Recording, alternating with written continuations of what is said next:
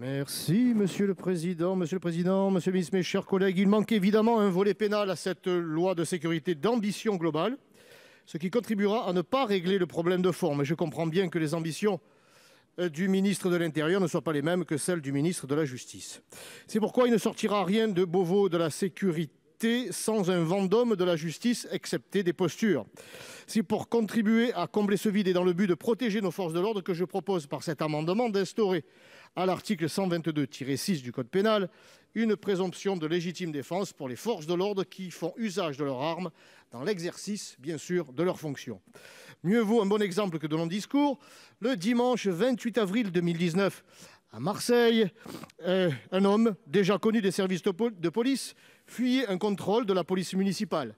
Après avoir percuté plusieurs véhicules, l'individu chargeait en marche arrière les policiers.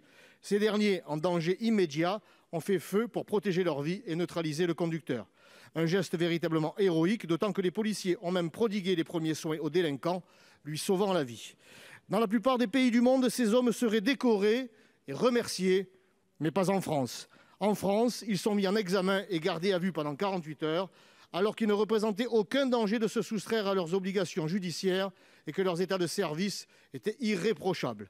Une situation ubuesque, scandaleuse, à une époque où nos policiers sont devenus des cibles aussi bien que pour les terroristes islamistes que pour les milices d'extrême gauche. À noter qu'après un non-lieu soit rendu par le juge d'instruction, le parquet a scandaleusement fait appel et a demandé le renvoi des deux fonctionnaires devant le tribunal. La protection juridique des forces de l'ordre doit être renforcée.